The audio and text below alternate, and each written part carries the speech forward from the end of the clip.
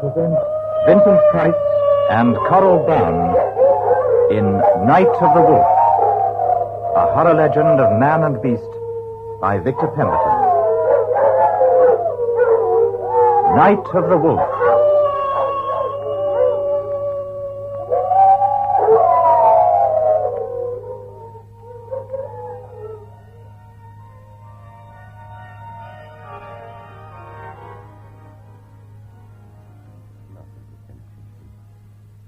Deliver us from evil.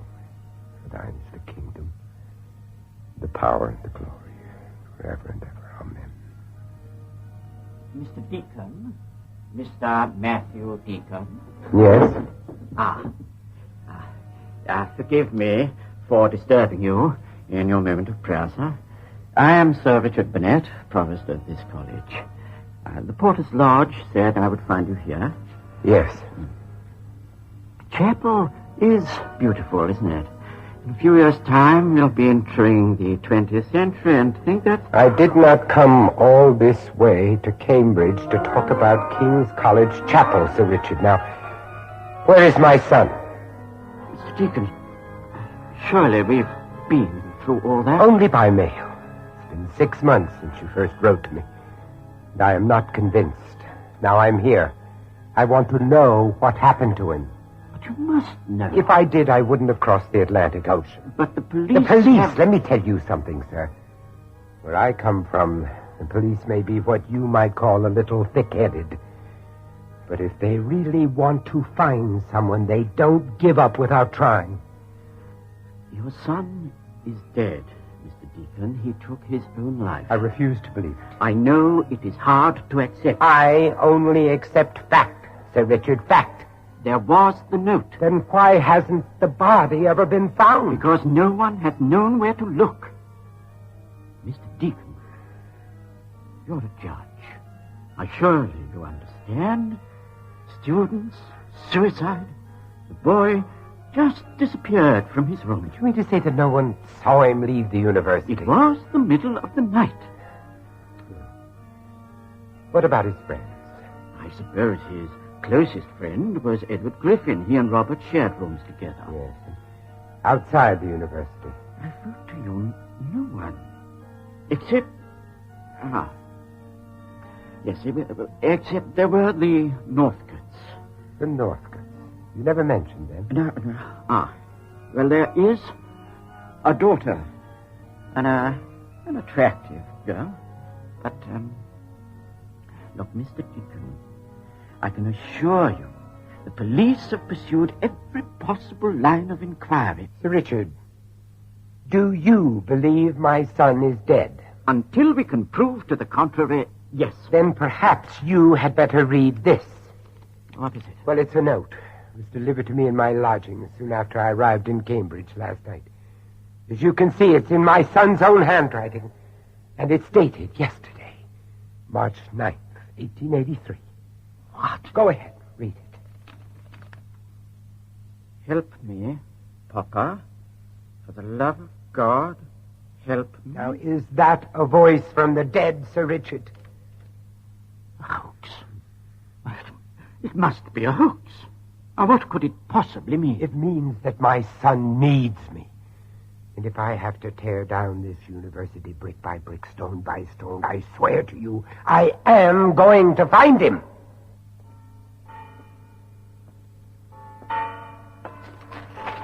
Who are you? What do you want? Look, if it's money you're after... I mean you no harm, sir. I'm a friend of your son, Robert. There are things I must tell you, Mr. Deacon. Who are you? My name is Edward Griffin, sir. Griffin. Robert and I were as close as friends could be. That's why I'm as desperate as you to know what has happened to him. Young man, are you trying to tell me you have reason to believe that my son is still alive? Alive or dead, sir, I am convinced that Robert would never take his own life. If you know what has happened to my son, Mr. Griffin, then you must tell me everything you know. First, I must have your word that whatever is said between us will not be revealed to any other living person. No, you have my word. But what happened to Robert? That night he disappeared. What was he so afraid of? Does the name Dorothy Northcott mean anything to you? Northcott, yes, vaguely. Well, Robert was in love with her. She had flaming red hair that falls down to her waist like a scarlet waterfall. And her eyes. She had such a wild look in her eyes. It's so unusual for a young man to be infatuated with a beautiful girl. Robert's love for Dorothy Northcott was more than infatuation, Mr. Deacon. It was a need. We first met her at the college May ball. I don't know where she came from or even how she got there. But Robert somehow noticed her the moment she entered the hall. And she saw him. She began to mock him with her eyes. It was as though they had made some kind of contact without the need for words. From then on, Robert saw her practically every day. He became restless and tormented every moment he was parted from her. His whole being seemed to change. He even started to quarrel with me, something he'd never done before. He began to react to me and everyone else around him as some kind of a threat. He was consumed with hate. One night, I decided to follow Robert here to this bridge. From the shadows down there by the river, it was only his reflection I could see, shimmering by moonlight into the water. But there was no mistaking Dorothy's voice. Why, Robert, I do believe you're staring at me. What is it, my dear? What are you trying to say to me? I can't live my life without you, Dorothy. You're such a part of me now.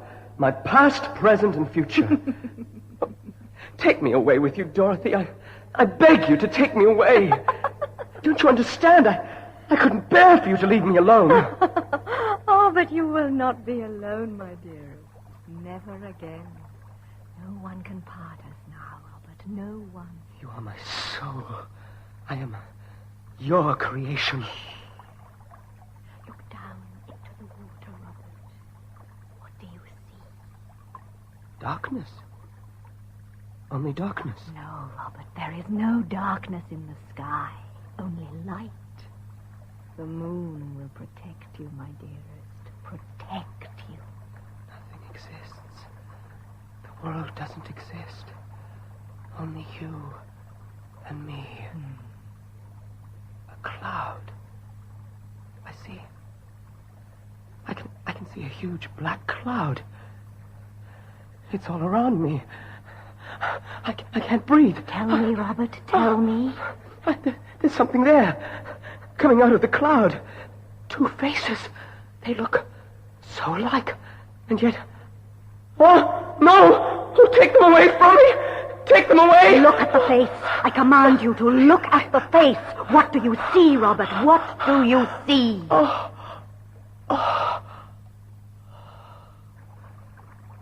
It gives me strength. Your strength. Yes. I will follow you to the ends of the earth. And so you shall, my dearest. And so you shall. Take my hands, Robert. Hold them against your face. Ooh, so cold. Like ice. Kiss them, Robert. Kiss the hands that will create you. Oh, my face! My face! The fingernails tore into the flesh of his face almost to the bone. When I caught up with him later, blood was still streaming down his collar.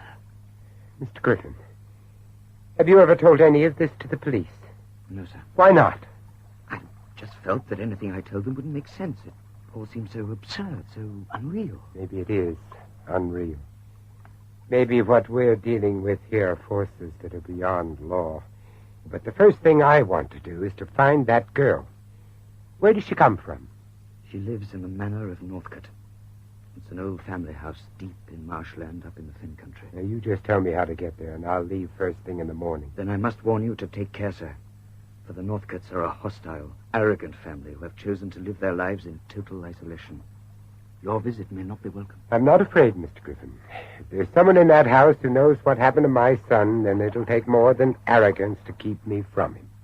Then you must promise me, sir, that if ever you're in danger, you'll call on my old friend, Professor Daniel Forrester. Daniel Forrester. He's an anthropologist who lives in the village of Northcote itself. Daniel Forrester. Yes. Yes, I'll remember that name. Mr. Griffin, let me shake your hand. I know that Robert will be as grateful as I am for what you have done. Mr. Deacon, do you believe in the power of evil? I accept that there is such a thing as evil. But what concerns me most is the nature of it. As a man of faith, I guess I prefer to believe in the power of God. Then may God go with you to the manor of Northcott, sir. For I fear you may have need of him.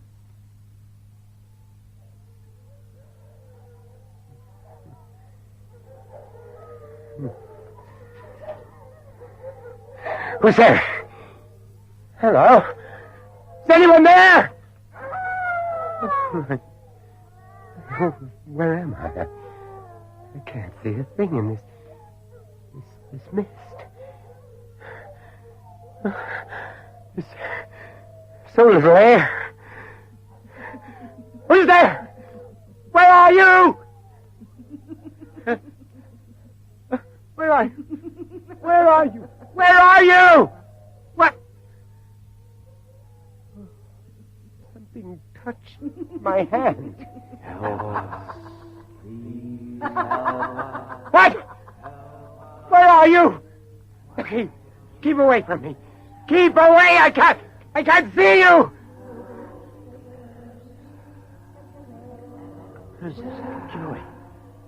Keep away. What was that? What was that, a dog? Dog? Oh, no, my God. It's not a dog. Oh, no. Ow! Help me, someone! Help me! Leave me alone! Leave me alone! Leave me alone! Leave me alone! Leave me alone! Mr. Deacon.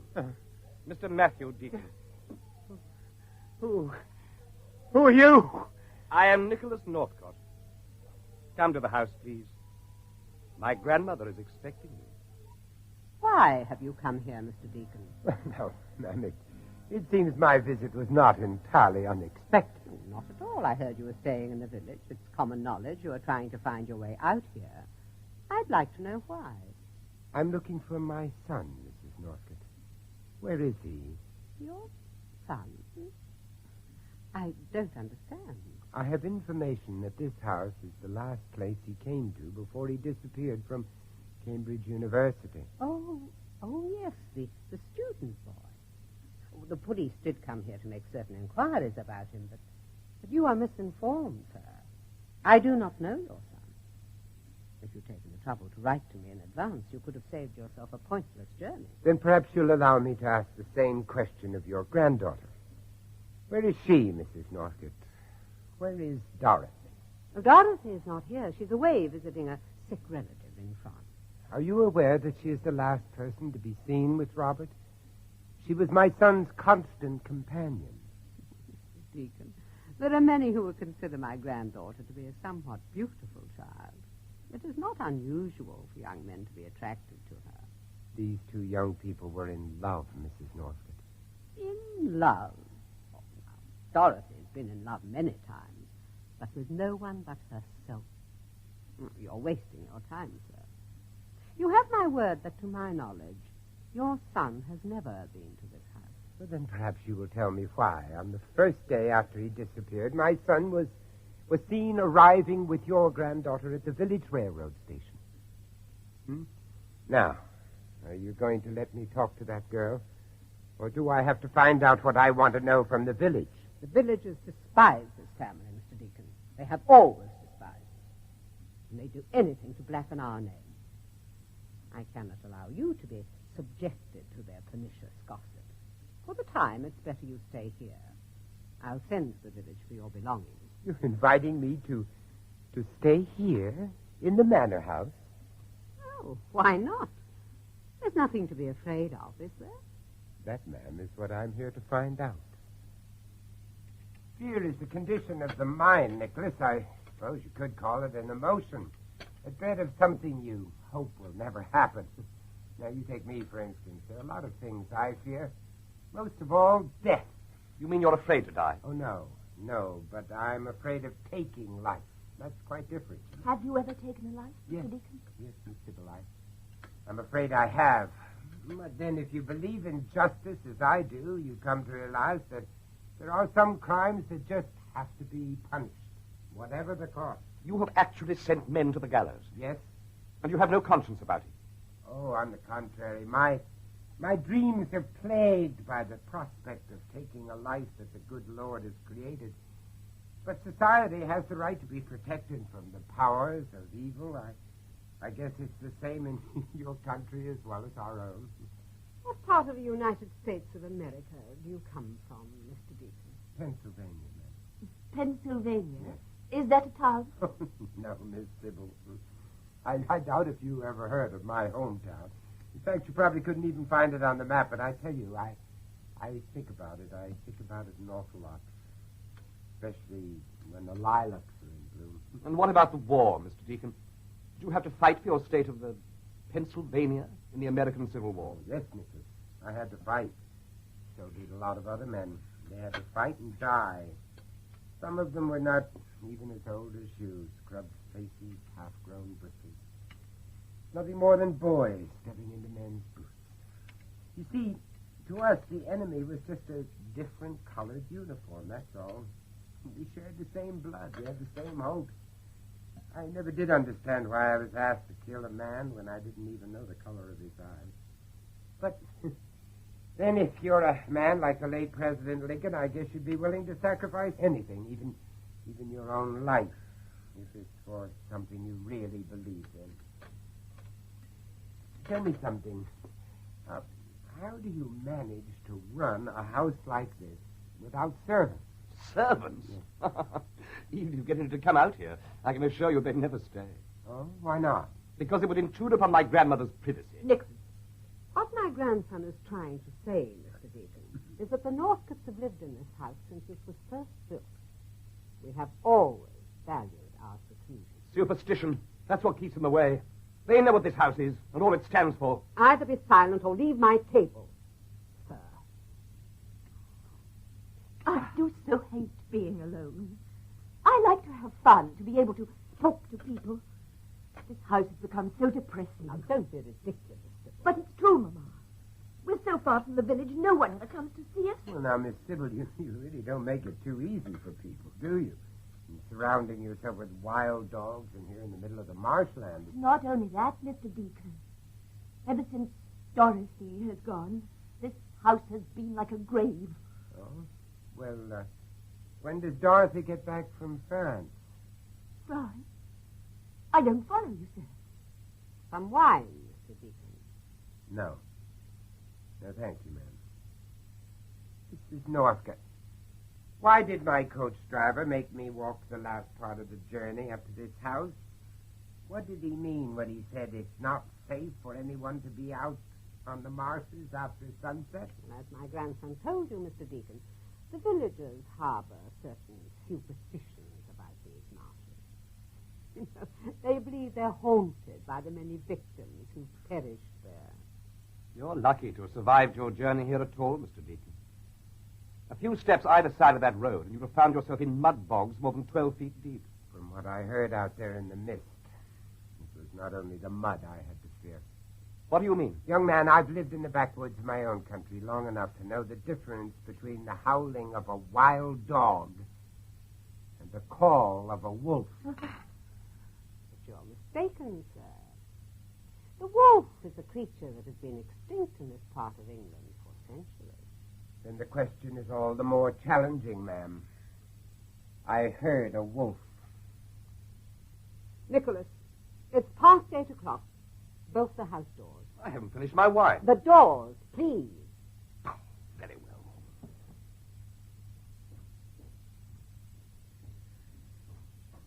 well. If you'll excuse me, I have things to do in the kitchen. Good night, Mr. Deacon. Oh, good night, Mr. Deacon. North, what are you all trying to hide from me? I don't know what you're talking about. If Robert and Dorothy were seen together, then I want to know where they went. I cannot tell you, because I simply do not know. Dorothy must have talked about the boy. Dorothy never so much as mentioned your son's name to me. He can't even be sure that they ever met. But then why won't you let me ask her for myself? How many times must I tell you, sir? My granddaughter is not here. sooner or later you're going to have to accept the fact that your son is dead.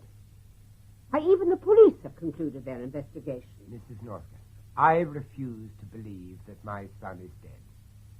Now, I don't know what went on between these two young people, but I promise you, I will never rest until someone tells me the truth.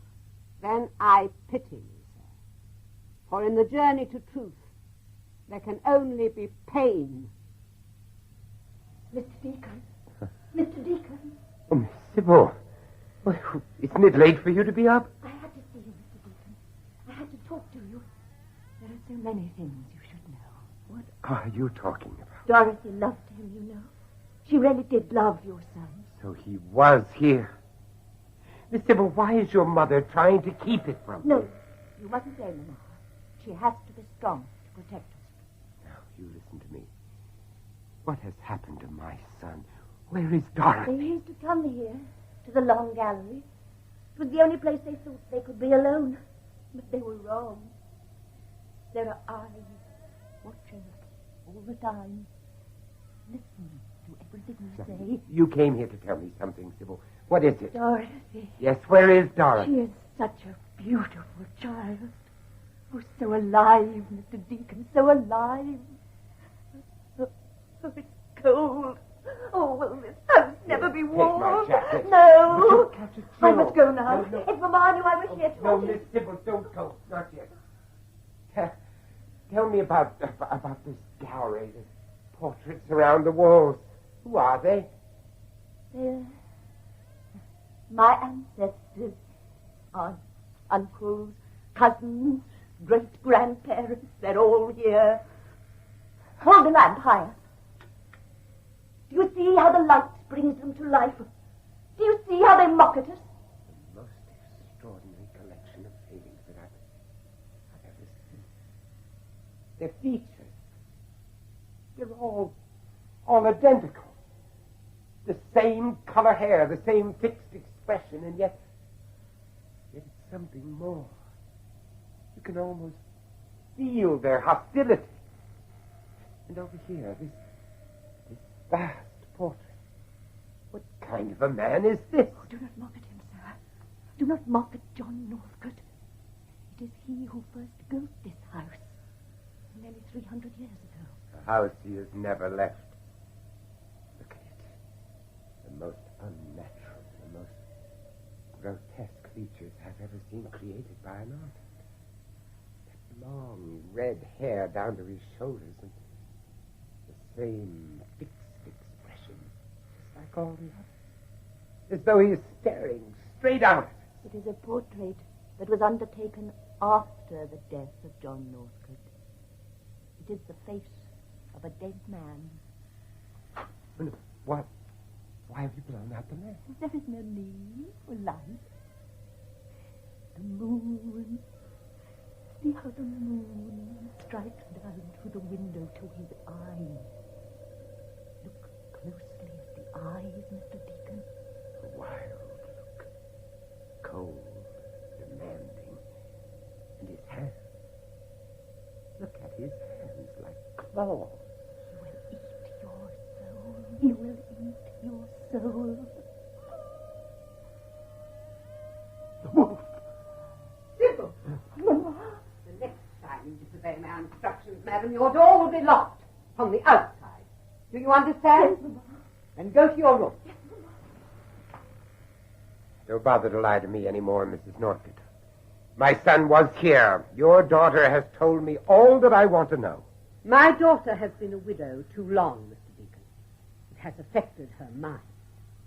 I must ask you to accept whatever she has told you with the contempt it deserves. Good night, sir. March 12th, 1883. Northcote Manor is a house of dark shadows. Its gray stone walls tower over the marshlands like a monument to the devil himself. Doors are bolted, and there are iron bars at every window. Plates of raw meat are left outside the house to feed the wild dogs who roam in the night. What secrets are they keeping from me?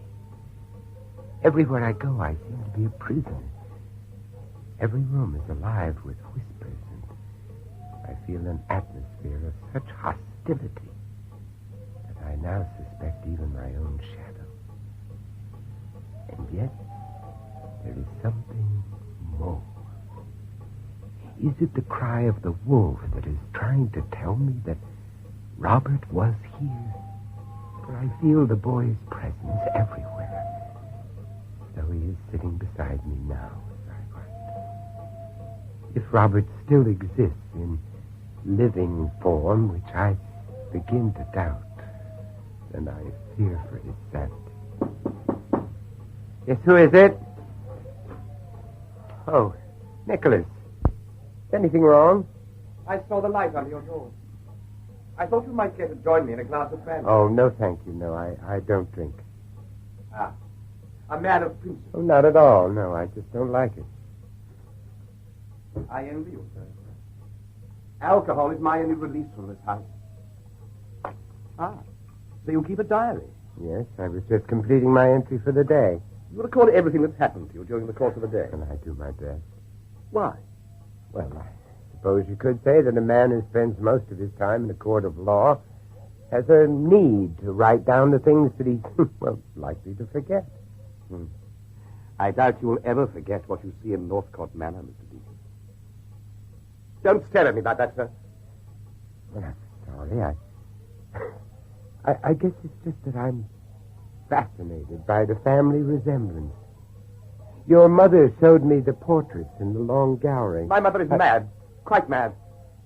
There is madness in all of us here. Did you know that, Mr. Deacon? What is it in this house that you're all afraid of, Nicholas?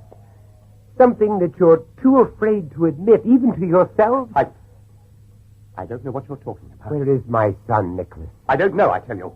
Why is it necessary to have iron bars up at the windows, Nicholas? Is it to stop something from getting in, or to prevent someone from getting out? Ask my grandmother. She is the only one who answers questions in this house. Who are the intruders you fear so much, Nicholas? Why won't you tell me? The only intruders on these marshes are we who live here. It is the dead who watch over Northcote Manor. They watch and despise.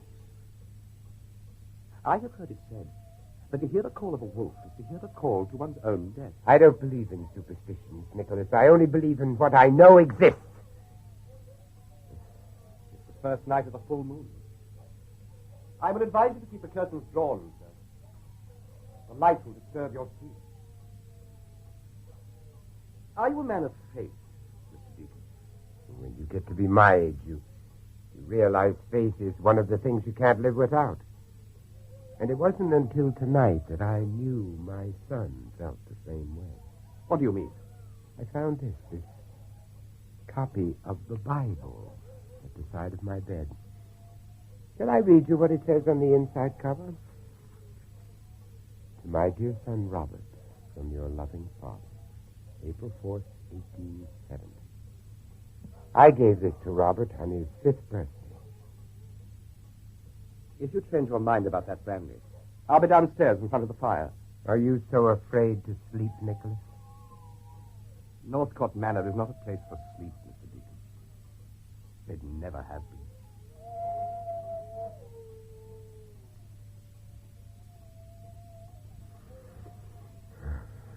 Don't be afraid of life, Robert. Don't ever be afraid. God will protect you. God. Don't talk to me of God. If you want to go to your church, then go, Papa. But as long as I live, I'll never go into such a place again. It's certainly natural that you feel the boy's presence so strongly in a place like this. Why, I've often seen him in here alone. The wolf is a creature that has been extinct in this part of England for centuries.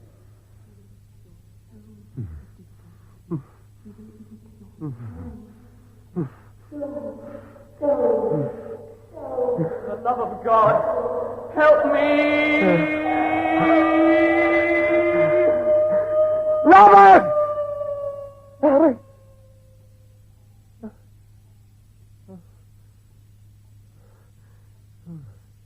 You must be getting old. It's only a nightmare, you know. Only a nightmare.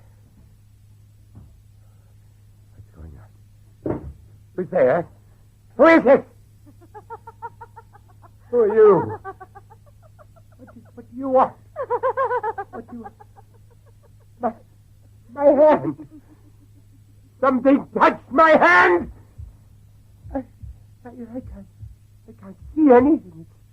It's so dark. I must get to the door.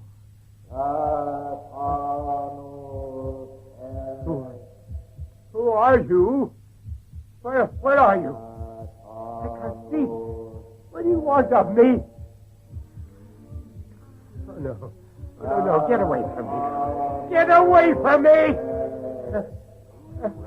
Oh, my hands! Hands! Digging into my face! Oh, no. No, the door is blocked! Let me out! Somebody let me out! No! Robin. Gone.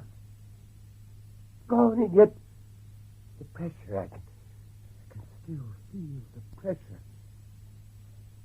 The window. There's something at the window. Balcony. Outside. Who is it? Who's out there? Who's out there, I say? Oh, my God! Help me! Help me! Somebody help me! Nicholas! Nicholas! Nicholas, where are you? Oh, Nicholas! Sybil! What earth is it you're doing out here? Now get back into the house at once, madam. But Nicholas! He's out here somewhere, Mamma. I saw him from my bedroom window. You stupid girl. How many times must I tell you not to talk of such things? It has broken loose, Mamma. Didn't you hear? He tried to get into the house. Be quiet, I say. You know what it came for, Mamma. You know. Yes, Mr. Boone. What did the creature come for? Oh. Was it for me? Was I to be its prey? And why was it only your voice that sent that creature racing off into the marshes like a bewildered rabbit? Mr. Deacon, if you are to remain a guest in my house, you will have the courtesy to respect my wishes. During the hours of darkness, it is unsafe for you to step outside the house unattended. Believe me, I tell you this only for your protection. And is that why you locked me in my room, then? Was that for my own protection? You are mistaken, sir. I did not lock you into your room. Then why did I have to break down the door to get out? Take a look at that window of mine up there, Mrs. Northcott. Tell me what kind of an animal is it that has the strength to tear down iron bars as though they were made out of matchwood? What I saw up there in the dark was neither man nor beast. It was of a shape and size so unnatural. The blood in my veins turned to ice. Mr. Deacon, your life was never in danger. My gamekeeper, Mr. Morris, is employed to protect the house at all hours of the day and night. What is it he protects you from, Mrs. Northcott? Is it from the wild dogs, for whom you leave out plates of raw meat every night? Or is it from the wolf, a breed of animal that has been extinct in these parts of the country for centuries? I have nothing more to say to you, sir. Did this same creature come for my son, Mrs. Northcott? Did it come to that room where I found my son's Bible at the side of my bed? Good night, Mr. Deacon. Come, Sybil. Did it come for my son as it came for me, Mrs. Northcott? For if none of you are willing to tell me the truth, then I swear to you, in God's name, I'll find someone who will.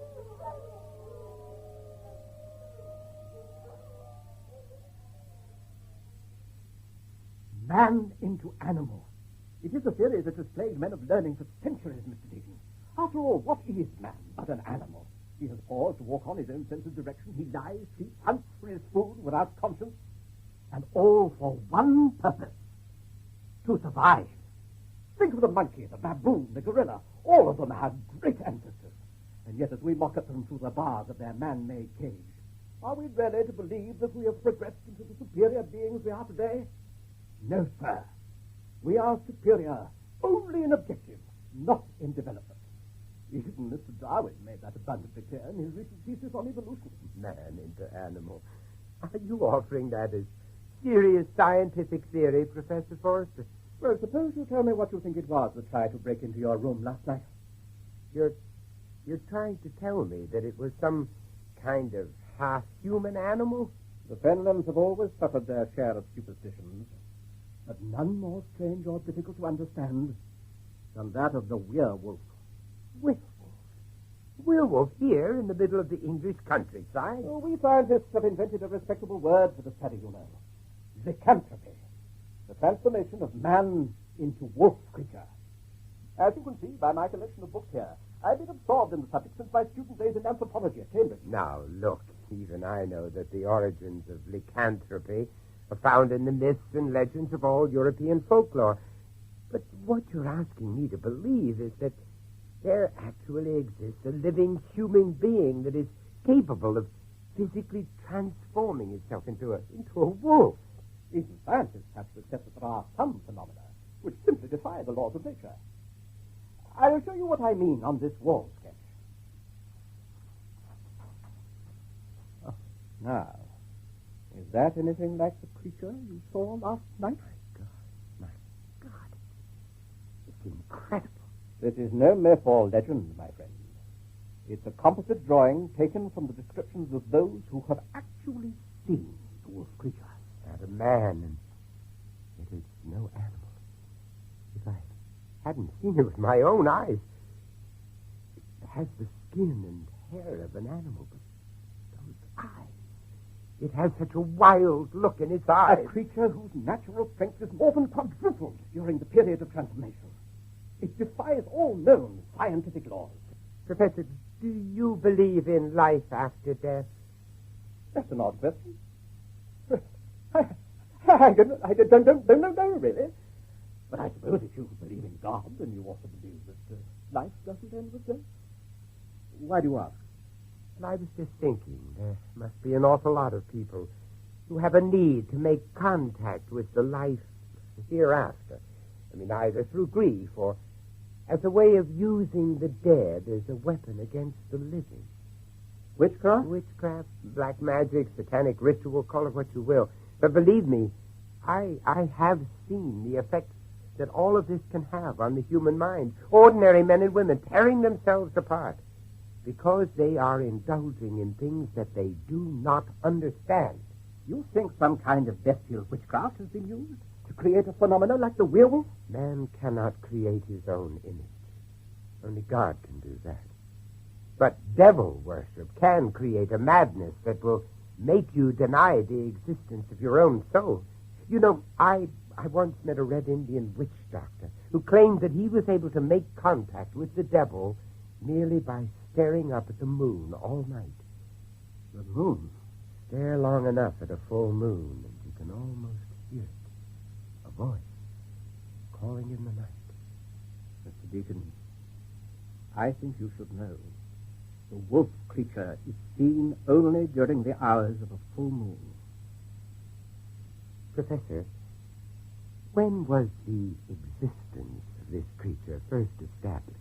There are documents in the village church which suggest that the first victim was struck down on the marshes during the time John Northcott was building the manor house.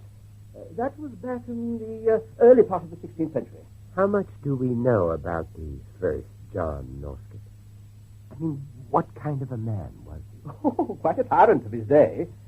The villagers are convinced it was Northcott himself who was cursed into a wolf creature by a band of traveling gypsies who had a grudge against him. We can't prove that, of course. No. But if it were true, if Northcott had somehow been transformed from man into the wolf creature, then it wouldn't be without logic to think of the condition as hereditary. Hereditary? Well, why not? It wouldn't be the first time a disease has been passed down from one generation to another, would it? I mean, think of hemophilia, for instance, or any other disease of the blood. Well, it would certainly tie up with what we know about the family's history of ill fortune. Then, would it mean that there is a werewolf amongst the present generation of Northcott? Why else are they so afraid to tell me what has happened to my son? Deacon, Matthew, Do you still believe that your son is alive? Daniel, until last night I still hoped. But after everything that's happened, I find it hard to believe that I'll ever see Robert again. But I'll not sleep at night until I know how or why Dorothy Northcott took the boy to that God-forsaken house. Until I know why his life had to be sacrificed for something that is just too evil to even think about. Daniel, will you help me?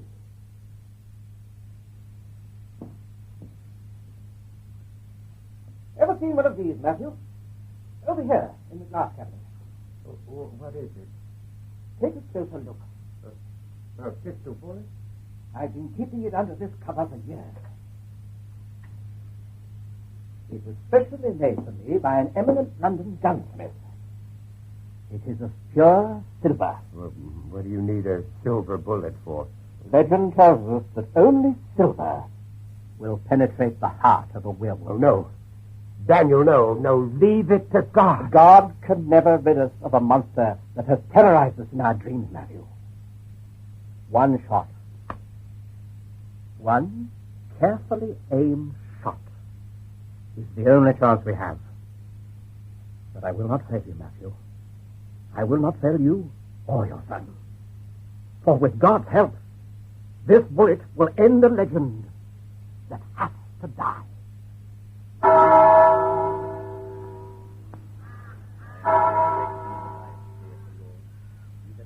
It's Maggie Foster's funeral, God rest her soul. There she goes, down into the grave where she buried her own daughter no more than a month ago. Grief was too much for her. The daughter? The child was 15, Matthew. They found her body out there on the marshes. By the time the wolf had finished with her, there was hardly anything left to put inside the coffin. Are you telling me this creature feeds on human flesh? Look around you, Matthew, here in this very graveyard. There's hardly a tombstone that has not been removed, a grave that has not been pillaged. The werewolf hunts not only amongst the living, but it's the... Daniel, over there. Look. Where? Oh, over there, behind those trees. Can't you see him?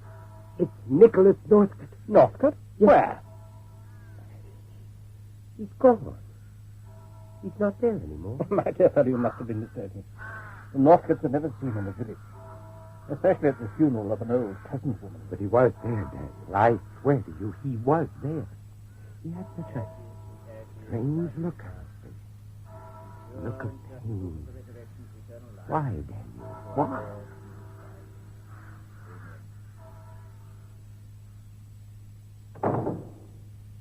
Well, here it is, Matthew. This is our parish church. It dates well back to the early part of the 14th century. Generations of Northcotts are buried in these walls. Why is it so cold? Have you ever known a church that isn't cold? Oh, no, that's not what I mean. I've never been inside a house of God that's so unfriendly. You can feel it the moment you walk through that door. Nothing ornate about the stonework, no statues, no painting, no expression of love. Oh, I think you're being a little unfair, though, chap. You have to admit there's some rather lovely stained glass up there. Mostly medieval, you know. Yes, and yet, Daniel, that window up there, what is it? Above the altar, you mean? 16th century. Yes. Beautiful, isn't it? It's St. George fighting the devil beast. The devil beast? A half man, half wolf, a werewolf. Come over here, Matthew. I want to show you something. Now, this side of the church is known as the Devil's Vault. To Christians in former ages, it was referred to as the province of Satan. You'll have to stoop down to see the mask. It's buried in the wall. The mask? It's the death mask of John Northcott. How did he die, Daniel? How did all these Northcotts die? Buried with their secrets into the walls? Did the wolf creature claim all their lives? Who knows? But if a transformation from man into animal is passed down from one generation to the next, it's more likely to manifest itself in a male member of the family. Matthew, what are you staring at? Is anything wrong? The wall. Oh, yes. Yes, so it has. Looks as though it's in Latin. That Thomas asked. Satan lives. What can it mean? That girl, she's here. Girl? What girl, Matthew? Here again. Can't you hear her? Well, you must hear her, can't you? You must. I can't hear her. And that smell, the perfume. It's her perfume. My dear, now listen, please. Up there, the window above the altar. Oh, they're here, Daniel. Can't you hear them? Can't you feel the pressure? It's all around us. I can't get out of here. I can't breathe. I can't breathe.